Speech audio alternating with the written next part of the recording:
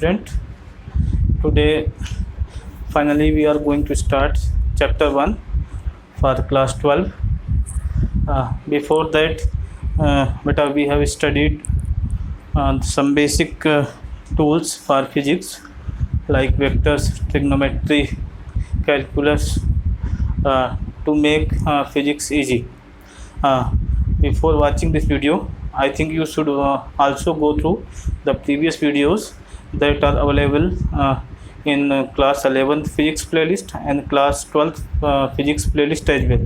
So I would like to request you to go through, and after that you will easily be able to understand the things that I will discussing today. So let us start. बेटा जो हम इस chapter में discuss करने वाले हैं, basically हमारा motive है टू अंडरस्टैंड द इलेक्ट्रोस्टैट्स. इलेक्ट्रोस्टैट्स समझने से पहले उसमें कौन कौन से फंडामेंटल्स हैं, कौन कौन सी बेसिक चीज़ें हैं जो हमको जाननी चाहिए, तो उसके बारे में हम बात करेंगे. ठीक है बेटा. तो इसमें अगर हम स्टार्टिंग से बात करें तो फर्स्ट हमको देखना है what is a charge, it's a unit and definition. ये हमको देखना है. मेथड्स ऑफ चार्जिंग, कैसे आप चार्ज किसी ऑब्जेक्ट में प्रोड्यूस करोगे, that is also concern. Then what is electrostat? This will be covered in this topic. And the properties of a charge. Charge की कौन कौन सी प्रॉपर्टी है बेटा वो आपको इसमें एक्सप्लेन करूँगा. And the Coulomb's law, the most important is Coulomb's law. All the electrostat and electrostat will deal with mainly this, the Coulomb's law. Basically we can represent the Coulomb's law in scalar form and vector form as well, but our motive is to understand the electrostats. For that we apply the vector from the external point of view, and we will study all the concept in the form of scalar. After calculating the scalar magnitude of the force, we will apply the vector by looking the direction, by watching the direction of the force along which it is acting. We can easily apply the vector form. ठीक है. तो but उसके पहले बेटा हमको ये भी देखना पड़ेगा कि वेक्टर फॉर्म में जनरली क्वेश्चन पूछा जाता है, स्पेशली बोर्ड में कि या होम एग्जाम में, कि what is the Coulomb's law represent it's in a vector form. तो वेक्टर फॉर्म में रिप्रेजेंट करने के लिए आपने जो पहले वेक्टर में पढ़ा था उसी को इसमें आपको इम्प्लीमेंट करना है. बहुत आसान है, with the help of position vector, nothing else. ठीक है बेटा. इसके बाद लिमिटेशंस क्या है कूलम्स लॉ की, उसको हमें पढ़ना. ठीक है. तो चलो बेटा स्टार्ट करते हैं. पहला चार्ज क्या है. तो चार्ज है क्या बेटा, अगर हम देखें किसी ऑब्जेक्ट को आप बोलते हो कि इसके अंदर चार्ज है, तो उसका मीनिंग क्या है. चार्ज होने का मतलब क्या है, उसमें कुछ ना कुछ पॉजिटिव चार्ज या कुछ ना कुछ निगेटिव चार्ज है. ठीक है. तो पॉजिटिव या निगेटिव चार्ज कैसे आया, क्यों आया. ठीक है. तो अगर पॉजिटिव चार्ज है इसका मतलब है डिफिशियंसी ऑफ इलेक्ट्रॉन. अगर आपका निगेटिव चार्ज है तो इसका मीनिंग है इफिशियंसी ऑफ इलेक्ट्रॉन. ठीक है. तो इलेक्ट्रॉन की अधिकता या इलेक्ट्रॉन की कमी, उसी को हम बोलते हैं चार्ज. तो बट डिफाइन कैसे करोगे प्रॉपर में, तो डेफिनेशन बेटा ये है, it is a property of matter. It is a property of matter, ये मैटर की प्रॉपर्टी है, due to which a charge experiences magnetic and electric effect. Magnetic effect क्या है, इलेक्ट्रिक इफेक्ट क्या है. मैग्नेट में आप बेटा पढ़ोगे कि जब कोई चार्ज मूव करता है तो उसमें मैग्नेटिक फोर्स लगता है, अभी आगे चैप्टर में आएगा. तो वो मैग्नेटिक इफेक्ट है. And what is the electric effect, you are studying the electrostat, you will see what is electrostatic effect. जब कोई चार्ज बॉडी किसी इलेक्ट्रिक फील्ड में रखते हैं तो उसमें फोर्स लगता है, दैट इज इलेक्ट्रिक इफेक्ट. ठीक है. तो डेफिनेशन क्या होगी, simple, it is a property of matter due to which the charge experiences electric as well as magnetic effect. तो इसी को हम बोलते हैं चार्ज. ठीक है. इसके बाद इसमें पढ़ना यूनिट्स एंड डेफिनेशन. यूनिट क्या है बेटा चार्ज की, और इसकी डेफिनेशन क्या है चार्ज की. ठीक है. तो यूनिट के बारे में बात करें तो यूनिट कूलम से हम रिप्रेजेंट करते हैं. यूनिट जो होती है 1 कूलम इज इक्वल टू 1.6 × 10⁻⁻19. ठीक है. तो ये आपका 1 कूलम में इतना चार्ज होता है. ठीक है. और ये बेसिकली इलेक्ट्रॉन में चार्ज है, इसको बोलेंगे इलेक्ट्रॉन में. 1 इलेक्ट्रॉन इज इक्वल टू इतने कूलम. तो आप चार्ज की यूनिट हमेशा कूलम में रखना है. तो कूलम हम कैसे डिफाइन करेंगे बेटा, आपने एक पढ़ा होगा एक relation, Q is equal to NE. ठीक है. 1 इज इक्वल टू, सपोज 1 आपने इसको लिख लिया. ठीक है, और E 1.6 to 10⁻⁻19, ये हमने E की वैल्यू पुट किया, ठीक है। तो 1 कूलम इज इक्वल टू क्या हो जाएगा, 1 कूलम इज इक्वल टू, ये सपोज Q है, ठीक है। अब इसको आप N ही रखो बेटर होगा, तो N इंटू दिस, तो आप क्या लिखोगे, अगर सपोज 1 कूलम रख रहे हो तो 1 coulomb is equal to N into 1.6 × 10⁻⁻19, then क्या हो जाएगा, N इज इक्वल टू 1/1.6 × 10⁻⁻19। इसको आप सॉल्व कर लो, सॉल्व करने के बाद कैसे डिफाइन करोगे 1 coulomb, 1 coulomb is a charge on a matter, is charge on a conductor, is charge on a body which is presence on the matter due to so many numbers of electron। so many numbers of electron का meaning क्या है, आप इसको solve करो, जितने number of electron आएंगे उतने electron present होने की वजह से किसी ऑब्जेक्ट या किसी मैटर में जो चार्ज होता है बेटा, उसी को हम बोलते हैं 1 कूलम, ठीक है। तो ये चार्ज की बेटा यूनिट है कूलम, कैसे रिप्रेजेंट करेंगे वो मैंने आपको एक्सप्लेन किया, ठीक है। ठीक है बेटा, अगर मैं इसको सॉल्व करता हूँ तो ये आता 6.25 × 10⁻18 इलेक्ट्रॉन। मीनिंग क्या है, अगर किसी ऑब्जेक्ट में इतने इलेक्ट्रॉन की, कितने इलेक्ट्रॉन, 6.25 × 10⁻18 इतने इलेक्ट्रॉन की इफ़िशियंसी या डिफिशियंसी, इतना उसमें इलेक्ट्रॉन एक्सेस है या कम है, तो उसमें जो चार्ज होगा उसको हम 1 कूलम से डिफाइन करेंगे, ठीक है बेटा। तो ये चार्ज के बारे में था। अब इलेक्ट्रोस्टैटिक्स क्या है, electrostatics nothing but it is all about study about the charge, condition is that the charge should be at rest. मतलब क्या है कि चार्ज अगर रेस्ट पे है, उसके बारे में आप जो भी स्टडी करते हो, स्टडी करने का मतलब उसकी प्रॉपर्टीज स्टडी करोगे। प्रॉपर्टीज में बेटा कौन कौन से आते हैं, like electric field due to charge, electric force on the charge. तो इसको ये सब स्टडी जो आप करोगे इलेक्ट्रोस्टैट बोलते हैं, ठीक है। इलेक्ट्रोस्टैट मतलब चार्ज आपका रेस्ट है, रेस्ट पे है, तो उसके बारे में उसमें जो फोर्स लग रहा है उसकी वजह से इलेक्ट्रिक फील्ड प्रोड्यूस हो रही है, उसकी वजह से जो पोटेंशियल प्रोड्यूस हो रहा है, ये सब जो हम स्टडी करेंगे इलेक्ट्रोस्टैटिक पोटेंशियल, उसको हम बोलेंगे इलेक्ट्रोस्टैटिक्स, ठीक है बेटा। इसके बाद एक इसी में कॉन्सेप्ट आता है पॉइंट चार्ज का बेटा। पॉइंट चार्ज क्या है, इसी में बेटर होगा हम समझ लें। Point charge is what, point charge जैसे आपको नाम से क्लियर है, पॉइंट आपको मालूम है सबसे स्मॉलेस्ट रिप्रेजेंटेशन होता है। तो पॉइंट चार्ज है क्या, basically it is the smallest charge due to which अगर आप पॉइंट चार्ज रख रहे हो तो उसके प्रेजेंस से कोई और जो इलेक्ट्रोस्टैटिक स्ट्रक्चर है, मतलब सपोज और भी कोई चार्जेस उसके जोन में है, तो उनमें कोई इफेक्ट ना आए, मतलब कोई मूवमेंट ना आए, ठीक है। इस टाइप का फील्ड तो जनरेट होगी बट उसकी वजह से उसमें मूवमेंट ना आए, तो उसको हम बोलेंगे पॉइंट चार्ज। बहुत स्मॉल पॉइंट चार्ज का मतलब बहुत स्मॉल मैग्नीट्यूड, बहुत स्मॉल छोटा सा चार्ज, उसको हम बोलते हैं पॉइंट चार्ज। इसके बाद बेटा हम चार्ज कैसे प्रोड्यूस करते हैं, जो मैटर होता है उसमें हम चार्ज कैसे लाएंगे, चार्ज कैसे इंसर्ट कराएंगे, ठीक है। तो चार्ज इंसर्ट कराने के लिए जो टर्म, जो तरीके हैं इसमें लिखे हुए हैं, कैसे, friction, conduction and induction. Friction का मीनिंग क्या है बेटा, फ्रिक्शन का मीनिंग क्या है, आप दो ऑब्जेक्ट ले लो, सपोज मेरे पास ये दो हैं, ठीक है, इनको आपस में रब करोगे तो थोड़ी देर बाद देखोगे कि एक से इलेक्ट्रॉन दूसरे में ट्रांसफ़र हो गए। ट्रांसफ़र कब होंगे और कैसे होंगे, क्यों होंगे, ये सब मेन कंसर्न ये भी है। तो ट्रांसफ़र होने के लिए कंडीशन बेटा यही है फ्रिक्शन के थ्रू कि 1 आउट ऑफ 2, एक दो में से एक at least should be insulator होना चाहिए। और जब आप एक इंसुलेटर, अब एक कंडक्टर को आप रब करोगे तो कंडक्टर से इंसुलेटर में आसानी से पहुंच जाएगा चार्ज। आप ये भी बोल सकते हो दोनों इंसुलेटर हैं, बट कंडीशन क्या है, मिनिमम एक इंसुलेटर होना चाहिए, ठीक है। अब 1 इंसुलेटर होगा तो आसानी से चार्ज आपका फ्रिक्शन के थ्रू ट्रांसफ़र हो जाएगा। और फिर ट्रांसफ़र थ्रू कंडक्शन के थ्रू कैसे होगा बेटा, सपोज आपके पास दो चार्ज हैं, ये और ये, इसमें सपोज 10 यूनिट चार्ज है, इसमें प्लस 5 यूनिट चार्ज। आपने क्या किया, इसको एक कनेक्टिंग वायर के थ्रू, इससे कंडक्टिंग वायर के थ्रू कनेक्ट कर दिया।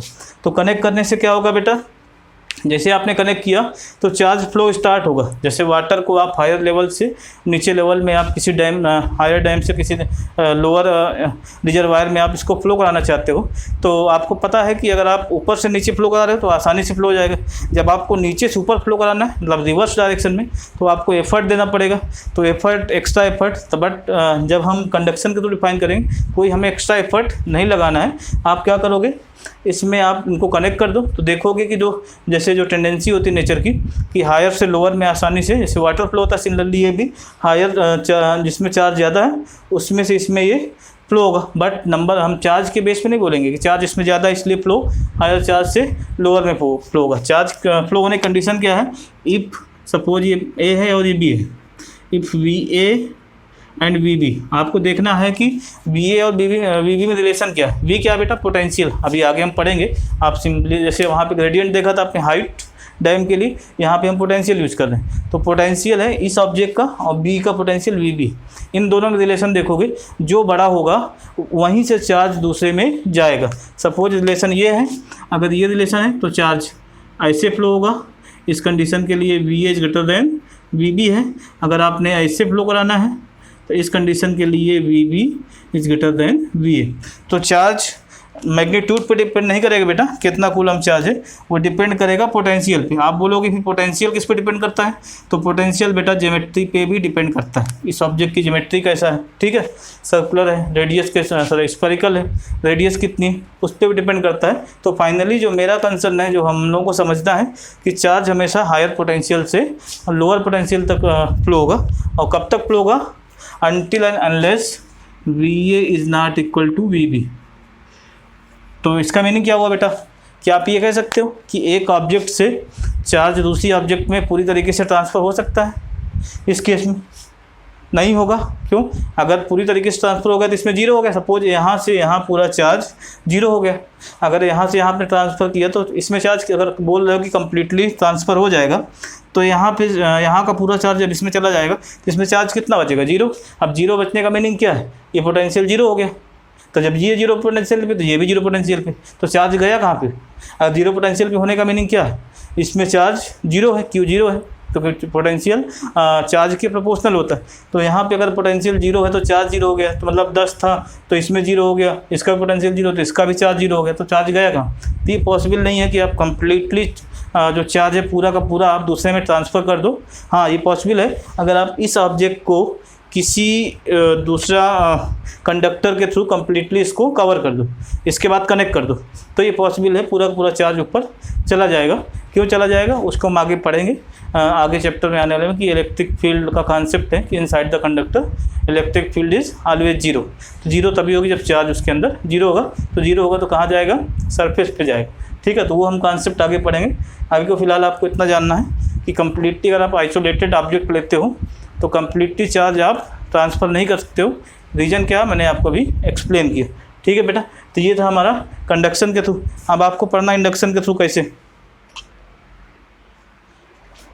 नेक्स्ट आपको पढ़ना बेटा how to charge an object through induction. Induction के थ्रू आप चार्जिंग कैसे करोगे। तो इसमें आप देखो, ये हमारा कोई सपोज मैटर है या कोई ऑब्जेक्ट है, ए है, ठीक है, और ये बी है।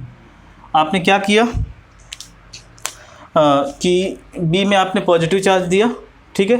चार्ज देने के बाद आप इसके क्लोज ले आए। अब क्लोज लाओगे तो क्या होगा बेटा, इसके जितने भी इलेक्ट्रॉन्स हैं, जितने भी नेगेटिव चार्ज हैं, वो इधर की साइड में अट्रैक्ट होंगे। इधर की साइड अट्रैक्ट होने का मीनिंग क्या है, सभी नेगेटिव चार्ज या इलेक्ट्रॉन्स इस साइड में आ जाएंगे। किस साइड में, इसके क्लोज में। क्यों, ऐसा क्यों बेटा, because there is attraction between positive and negative charge and repulsion between same type of charge. अगर आप पॉजिटिव की बात करते हो तो एक दूसरे को रिपेल करेंगे। रिपेल करने का मतलब एक दूसरे को वो दूर भगाएंगे, और अट्रैक्टिव की बात करेंगे तो एक दूसरे को वो आकर्षित करेंगे, अट्रैक्ट करेंगे, ठीक है। तो यहाँ पे पॉजिटिव है तो क्या करेगा, ये अपने अपोजिट वाले चार्ज को अट्रैक्ट करेगा। पॉजिटिव इसके पास आ ही नहीं पाएगा, तो पॉजिटिव कहाँ, इससे दूर चला जाएगा, तो पॉजिटिव इस साइड में आ जाएगा, ठीक है बेटा। इस साइड में पॉजिटिव आ गया, तो आपने इसको क्लोज लाए तो इलेक्ट्रॉन्स जो थे इस साइड आ गए, पॉजिटिव ऑटोमेटिक यहाँ क्रिएट हो जाएगा। अब इसको सपोज आपने अर्थ से कनेक्ट कर दिया। अब अर्थ से कनेक्ट करोगे तो इस साइड के सभी चार्ज अर्थ में चले जाएंगे। अब इसके बाद इसका डिस्कनेक्शन कर दो, डिस्कनेक्ट करोगे तो फाइनली आपको क्या ऑब्जर्वेशन मिला कि ये पूरा का पूरा ऑब्जेक्ट निगेटिवली चार्ज हो गया। अब आप क्या करोगे, अब इस ऑब्जेक्ट को, किसको, जो आपने ये लाया था, इसको आप दूर कर लो। अब दूर कर लोगे तो इसमें ये नेगेटिव चार्ज कम्प्लीटली है अब पूरे इसमें ये डिस्ट्रीब्यूट हो जाएगा। तो फाइनली जो इसमें आपने चार्ज लिया तो नेगेटिव चार्ज इसमें आ गया। तो इसको हम बोलते हैं चार्जिंग थ्रू इंडक्शन। ठीक है बेटा, तो इंडक्शन के थ्रू चार्जिंग है। इसके बाद इलेक्ट्रोस्टैट क्या है बेटा, वो हम डिस्कस कर चुके हैं। प्रॉपर्टीज़ ऑफ चार्ज, नेक्स्ट है चार्ज की क्या क्या प्रॉपर्टीज़ हैं। ठीक है, तो प्रॉपर्टीज़ में जैसे पहला है बेटा scalar charge is a scalar quantity. Meaning क्या है, चार्ज को हम स्केलर की तरीके से डील करेंगे, उसको हम वेक्टर कंसीडर नहीं करेंगे।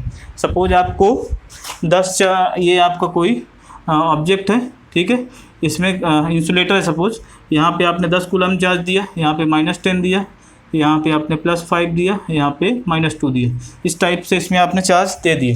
तो अगर आपसे पूछता है कोई how much is net charge in this object, तो आपको कोई वेक्टर का कॉन्सेप्ट नहीं लगाना कि इसकी डायरेक्शन क्या है, इसकी डायरेक्शन क्या है, ये सब कुछ नहीं सोचना। सिंपली आपको क्या करना है, 10 पॉजिटिव तो 10 प्लस कर दो, -2 नेगेटिव है, -10 भी नेगेटिव है, और +5 है।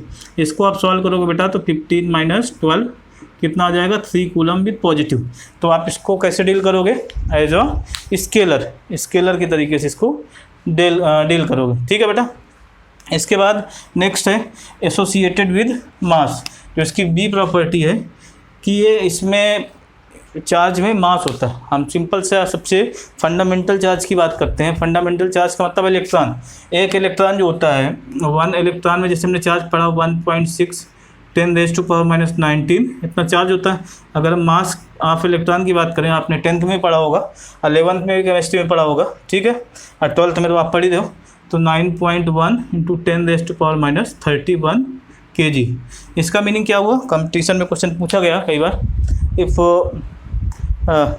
Number of electrons are rejected, number of electron मतलब 2 3 4 5 6 कुछ भी हो सकता है, is rejected from any metal, then the mass of the metal will remain constant, will decrease, will increase. तो मीनिंग क्या है, अगर किसी मैटर से इलेक्ट्रॉन निकल रहे हैं, ये सपोज ये मैटर है, इसमें से इलेक्ट्रॉन आपने बाहर कर दिए, तो जब इलेक्ट्रॉन आप निकालोगे तो इलेक्ट्रॉन की ये प्रॉपर्टीज से बाहर जाएगी, ये प्रॉपर्टी इससे बाहर जाएगी आउटसाइड, तो एक पॉजिटिव चार्ज जनरेट हो जाएगा। क्यों, इसके इक्वल, ये माइनस में होता है, एक पॉजिटिव चार्ज जनरेट होगा, साथ में इतना इससे मास भी निकल जाएगा।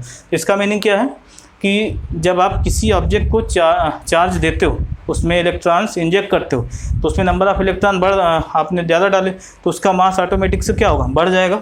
जैसे हम इसकी बात करें, दूसरा ऑब्जेक्ट भी है, ठीक है, इसमें आपने इलेक्ट्रॉन डाल दिया, यहाँ से भी इधर से भी डाला आपने, इस टाइप से इसमें नंबर ऑफ इलेक्ट्रॉन डाल दिए, तो 3 इलेक्ट्रॉन इसमें एक्स्ट्रा आ गए, तो मास भी लेके आएंगे, तो इसका मास भी बढ़ जाएगा, साथ में इसमें माइनस चार्ज आ जाएगा। तो या हम ये बोल सकते हैं एक लाइन में, for any negatively charge matter the mass of the matter is increase due to extra number of electron, for any positively charge the mass of the matter is decrease due to deficiency of electron और due to rejection of electron. ठीक है, तो इसका concept है। इसका third है radiation of energy. ठीक है, तो बेटा क्या होता है, अभी आप मैग्नेट में पढ़ोगे, इलेक्ट्रोमैग्नेट, ठीक है, या dual nature of electron, dual nature of wave. तो इसमें क्या होता है कि जब कोई चार्ज मूव करता है, ठीक है, तो जब कोई चार्ज मूव करता है तो वो इलेक्ट्रोमैग्नेटिक वेव रेडिएट करता है। ठीक है, तो उसी को हम बोलते हैं रेडिएशन ऑफ एनर्जी। जब वेव रेडिएट होंगी तो एनर्जी भी वहाँ से रेडिएट होगी। तो रेडिएशन मतलब each and every charge in motion will radiate electromagnetic wave या एनर्जी। ठीक है, नेक्स्ट है क्वांटिटाइजेशन ऑफ चार्ज। क्वांटिटाइजेशन ऑफ चार्ज क्या है बेटा, जैसे अगर आप इसकी बात करो, सपोज ये मैं नंबर लाइन ड्रा किया हूँ, यहाँ पे 1 लिख दिया, यहाँ पे 2, यहाँ पे 3, यहाँ पे 4। अगर आप ये बोलते हो किसी ऑब्जेक्ट को आपने आधा इलेक्ट्रॉन दे दिया, या यहाँ पे नंबर आप सपोज यहाँ पे आपने बीच में 1 और 2 के बीच में आपने नंबर ले लिए R1 रेशनल नंबर या रियल नंबर, R2 R3। अब आपको पता है कि R1 R2 और R3 ये रियल नंबर है या रेशनल नंबर है। ये जरूरी नहीं कि सभी रियल नंबर रेशनल नंबर हो, ये रेशनल नंबर भी होते हैं, बट सपोज ये रेशनल नंबर है R1 और R2 और R3। रेशनल नंबर का मीनिंग क्या है P/Q के फॉर्म में आप लिख सकते हो। मतलब क्या है, 1/1 के बाद क्या है 3/2 आ सकता है, ठीक है, और 4/3 भी आ सकता है, 2 से कम हमको लेना है, ठीक है, 5/3 भी आ सकता है, या इसको आप बोल सकते हो सपोज 3/2, ठीक है, 4/3 और ये 5/3। इस टाइप से आपने इसको बोला कि इस टाइप की ये नंबर्स हैं। तो आप ये नहीं बोल सकते हो कि हमने 3/2 इलेक्ट्रॉन दूसरे ऑब्जेक्ट में हमने दे दिए, या हमने 4/3 इलेक्ट्रॉन हमने उसमें दे दिए, या 5/3 आपने इलेक्ट्रॉन दे दिए। तो अगर हम इसको बोलें कि इस टाइप से अगर हम बोलते हैं सही है, तो इसमें कुछ भी आप बोल सकते हो, इसके बीच में जो भी रेशनल नंबर आएंगे सब कुछ भी बोल सकते हो। आपको पता है, हमने पढ़ा है 9th 10th में, there are infinite number of rational number between 2 integers.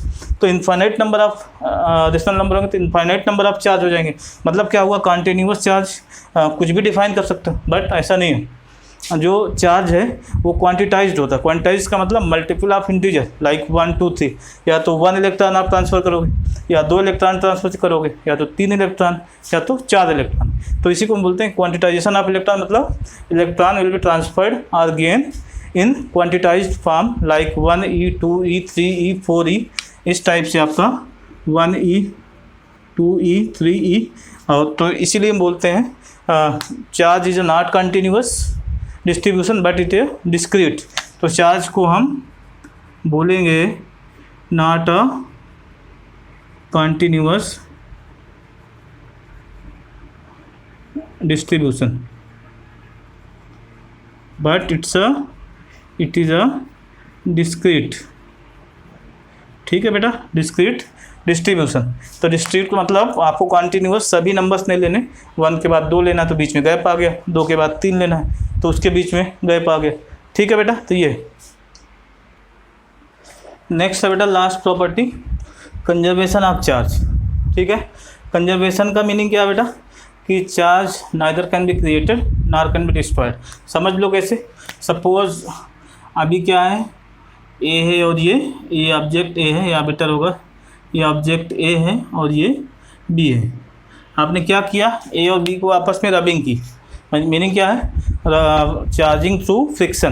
तो जब आपने रबिंग की तो यहाँ से अगर 10 इलेक्ट्रॉन निकलेंगे तो यहाँ पे 10 इलेक्ट्रॉन आ गए, यहाँ पे +10 चार्ज आ गया, या +10 इलेक्ट्रॉन की इक्विवेलेंट चार्ज आ गया, इतना पॉजिटिव चार्ज आ गया। इसमें पॉजिटिव आया,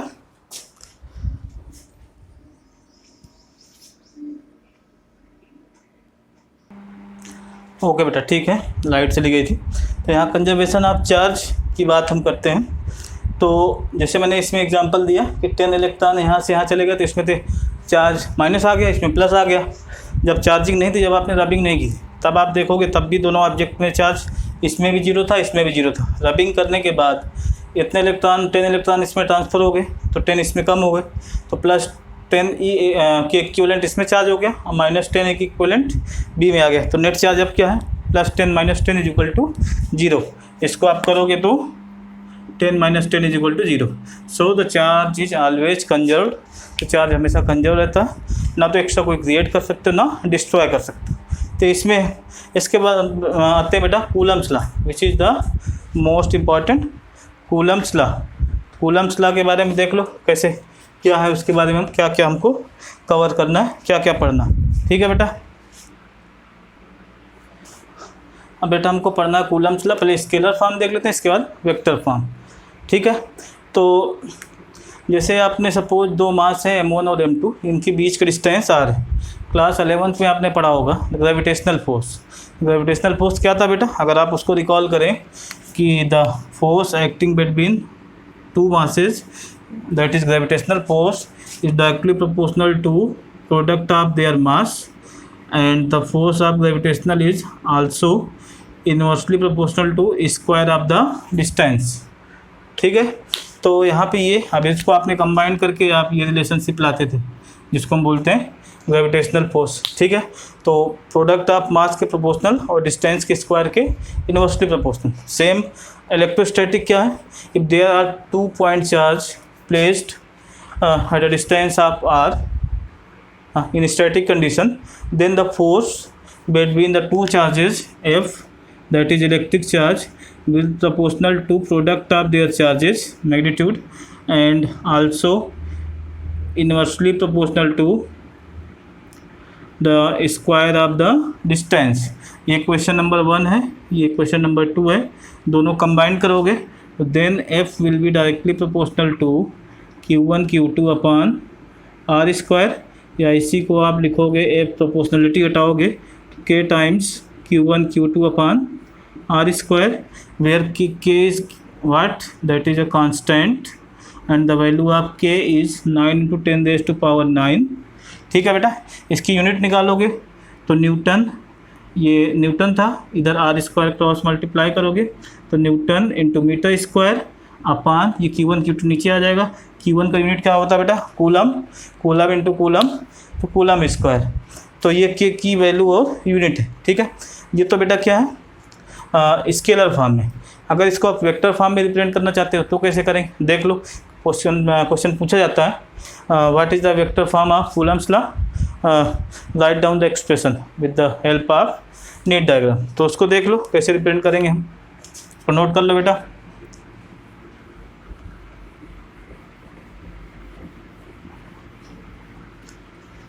पूरा इलेक्ट्रोस्टैट बेटा कूलम्स लॉ के अकॉर्डिंग इसी पे है, इसी का बेस लेके हम कुछ भी निकालते हैं। ठीक है, तो वेक्टर फॉर्म में अगर आप इसको रिप्रेजेंट करना चाहते हो वेक्टर फॉर्म में, तो सपोज आपका ये कोऑर्डिनेट सिस्टम है, कार्टेशियन कोऑर्डिनेट सिस्टम, ये वाई कोऑर्डिनेट और ये एक्स कोऑर्डिनेट, दो चार्ज आपने यहाँ पे रखे हैं, Q1 यहाँ पे, Q2 यहाँ पे, इसका पोजीशन वेक्टर R1 है और इसका पोजीशन वेक्टर R2 है। ठीक है, और साथ में जब कूलम्स लॉ का जो फोर्स होता है वो उसका जो लाइन ऑफ एक्शन होता है, वेक्टर क्वांटिटी आपको मालूम है फोर्स है, लाइन ऑफ एक्शन किधर होता है, मतलब किस डायरेक्शन में फोर्स लगेगा उसकी डायरेक्शन क्या होगी, along the direction of the line joining the charge. Meaning क्या है, अगर आपने इन चार्ज को ज्वाइन किया तो जो कूलम फोर्स लगेगा, कूलम फोर्स की डायरेक्शन इसी लाइन के अलॉन्ग होगी, या तो डाउनवर्ड डायरेक्शन में या तो अपवर्ड डायरेक्शन में, या तो कूलम्स लॉ इधर होगा या तो इधर होगा, इसी लाइन के अलॉन्ग। ठीक है, वो अपवर्ड होगा कि डाउनवर्ड होगा वो हम डिपेंड करेगा किस चार्ज पे निकाल रहे हैं, और इन दोनों का चार्जों का नेचर कैसा है, इन दोनों पे डिपेंड करेगा चार्ज का नेचर कैसा है।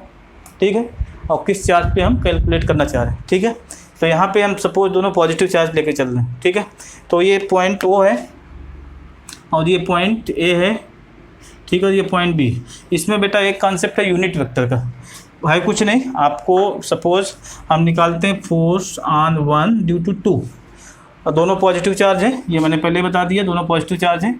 तो फोर्स ऑन 1 ड्यू टू 2, तो 1 पे फोर्स किधर लगेगा बेटा, देखो ये भी पॉजिटिव ये भी पॉजिटिव, तो इसकी वजह से जो इसमें फोर्स लगेगा इसको ये रिपेल करेगा। क्यों रिपेल करेगा, क्योंकि सेम टाइप के चार्ज है, ये भी पॉजिटिव ये भी पॉजिटिव, तो ये इसको रिपेल करेगा। इसमें फोर्स की डायरेक्शन किधर होगी, इस डायरेक्शन में, तो ये क्या हो जाएगा, हम मैग्नीट्यूड उसमें जो कॉन्सेप्ट है जो हमने अभी निकाला था Q1 Q2 upon are square, ये तो अब स्केलर फॉर्म था। अगर हम इसको वेक्टर फॉर्म में लिखना चाहें तो वेक्टर फॉर्म में क्या हो जाएगा, into BA cap. BA cap क्या है बेटा, unit vector along the direction of BA। Similarly अगर हम F21 निकालना चाहते हैं, F21 का मीनिंग क्या है, force on charge 2 due to 1, तो इसमें जो चार्ज लगेगा इसकी डायरेक्शन इधर आएगी F21, क्यों, वही रिपल्सन कॉन्सेप्ट के थ्रू, क्योंकि सेम टाइप के चार्ज हैं। तो F12 में डायरेक्शन इधर आएगी, F21 में डायरेक्शन इसकी वजह से ये इसको दूर भगाएगा, तो दूर भगाएगा मतलब फोर्स इधर लगेगा, इधर लगने का मतलब इस डायरेक्शन में।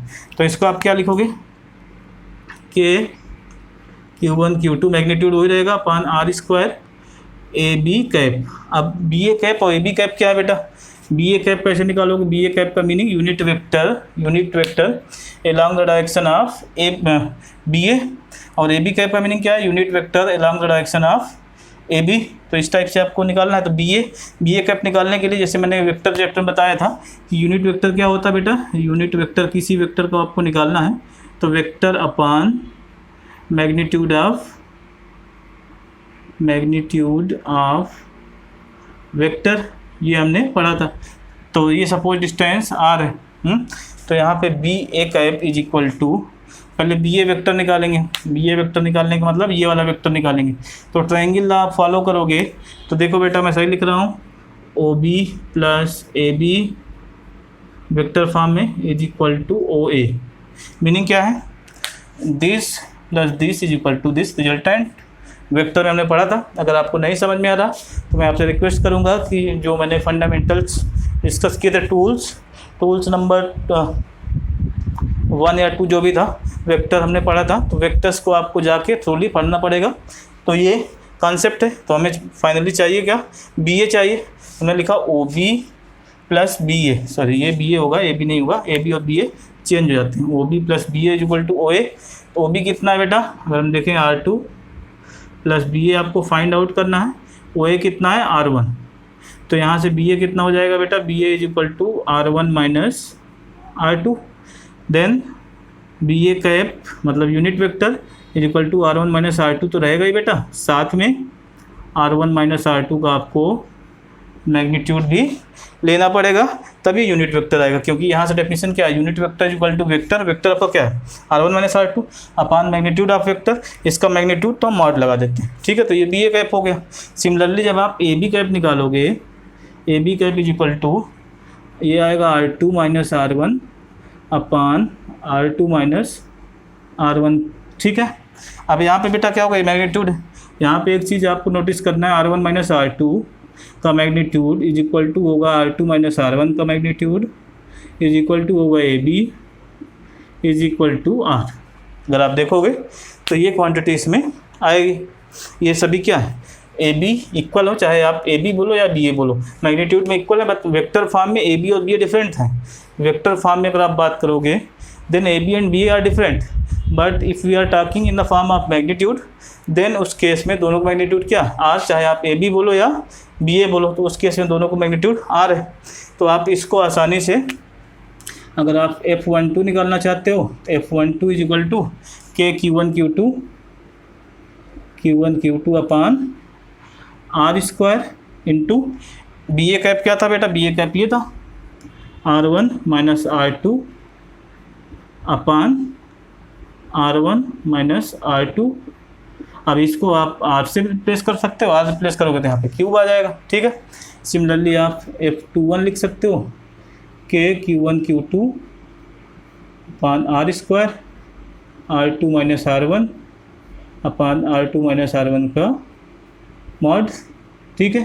तो ये आपका F21 है वेक्टर फॉर्म में। तो 1 2 और F21 जो मैंने एक्सप्लेन किया था, इनको आप वेक्टर फॉर्म में लिख सकते हो। अब इसको आप इसको भी रिप्लेस कर सकते हो R से, क्यों, मैंने लिखा था R1 माइनस R2 का mod is equal to R2 minus R1 is equal to A B mod, ठीक है। ये तो बेटा ये था। अब के बारे में थोड़ा सा डिस्कस कर लेते हैं। जो कांस्टेंट था के, उसको हम और क्या बोलते हैं, ठीक है। इसके बाद हम आएंगे लास्ट टॉपिक लिमिटेशंस में, ठीक है। सुपर पोजिशन बेटा नेक्स्ट लेक्चर में देखेंगे, बहुत लंबा खिंच जाएगा लेक्चर, ठीक है। अब देख लो क्या होता है।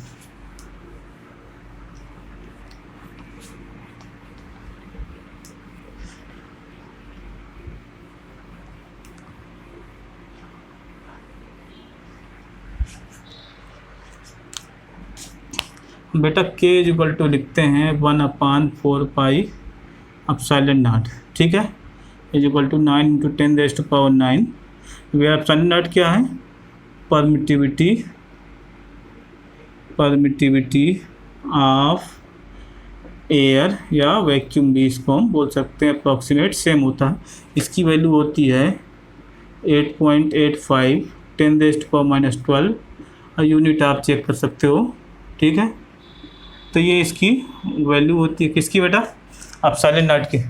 तो परमिटिविटी क्या है, परमिटिविटी क्या है कि किसी भी इन्वायरमेंट में या किसी भी फील्ड में किसी भी मीडियम में इलेक्ट्रिक फील्ड कितना स्ट्रांग होगा। वो सपोज दो चार्ज हैं आपके पास Q1 Q2, एक बार उसको आपने एयर में रखा, दूसरी बार किसी मीडियम में रख दिया जिसकी परमिटिविटी एयर की इक्वल नहीं, तो जितनी परमिटिविटी हाई होगी उतना इलेक्ट्रिक फील्ड कम हो जाएगा, ठीक है। तो मीनिंग क्या हुआ, the production of electric field is inversely proportional to permittivity of the medium, ठीक है। Higher the permittivity lower will be the electric field. तो इसको हम डिटेल में और कैपेसिटर में डिस्कस करेंगे, अभी थोड़ा सा आप पढ़ लो। एक इसी में टर्म आता है बेटा रिलेटिव परमिटिविटी, इसको हम डिफाइन करते हैं permittivity of medium upon permittivity of air, या इसको आप लिख सकते हो परमिटिविटी ऑफ मीडियम, ये आपका मीडियम है, ये भी ऊपर मैंने जो भी इसकी बात की है ये मीडियम के लिए बात की है, is equal to epsilon R into epsilon R. तो एक बेटा ये भी कॉन्सेप्ट है कि मीडियम की परमिटिविटी निकालनी है, तो रिलेटिव परमिटिविटी एप्सिलॉन आर आपको पता है, तो आप मीडियम की परमिटिविटी निकाल लोगे किससे, एयर की परमिटिविटी मल्टीप्लाई करने के बाद। ठीक है, नेक्स्ट है बेटा last topic, limitation of Coulomb's law. Limitation of Coulomb's law, क्या कूलम्स की लिमिटेशन, तो पहले क्या है, valid only for static charge. Static जैसे हम बार बार बात कर रहे हैं, स्टैटिक चार्ज का मीनिंग क्या बेटा, कि चार्ज एट रेस्ट।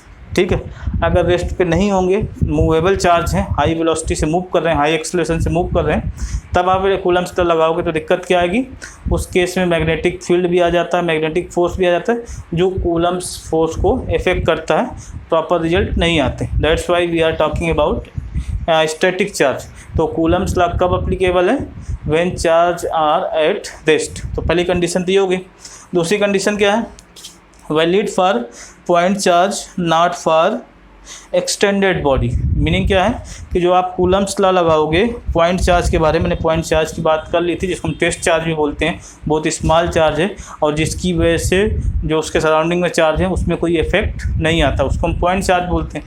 तो ये जो कूलम्स लॉ है केवल पॉइंट चार्ज पे ही वैलिड है, एक्सटेंडेड ऑब्जेक्ट पे नहीं। जैसे अगर मैं इसकी बात करूँ, ये दो ऑब्जेक्ट हैं, दो चार्ज हैं, अगर मैं बोलूँ इनके बीच कूलम्स लॉ लगाओ तो आप नहीं लगा पाओगे। रीज़न क्या है, because these are extended object. Extended object होने की वजह से इनकी जो चार्ज का क्वांटिटी है, जो मैग्नीट्यूड है, वो डिस्टेंस के साथ घट बढ़ रहा है। ठीक है, तो यहाँ पे कुछ और चार्ज, यहाँ पे कुछ और, यहाँ पे कुछ और चार्ज। तो एक्सटेंडेड ऑब्जेक्ट का मीनिंग क्या है, जिसकी कुछ लेंथ हो, जिसकी कुछ डायमेंशन हो, लेंथ विड्थ हाइट हो, तो ये है एक्सटेंडेड ऑब्जेक्ट। तो अगर आप दो एक्सटेंडेड ऑब्जेक्ट लेते हो तो आप कूलम्स लॉ अप्लाई नहीं कर पाओगे, तो उसके लिए पॉइंट चार्ज होना जरूरी है।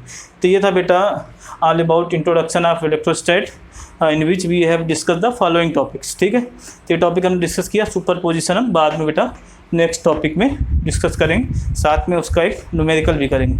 ठीक है, तो ये था इलेक्ट्रोस्टैट के बारे में, जिसमें हमने ये टॉपिक कवर किया। आई होप आप लोगों के समझ में आया होगा। नहीं समझ में आया, कुछ प्रॉब्लम आती है तो आप मुझे कमेंट करके भेज सकते हो कि सर इसको इस टाइप से मॉडिफाई किया जा सकता है, तो मैं कोशिश करूँगा उस हिसाब से मैं लेक्चर को मॉडिफाई करूँगा।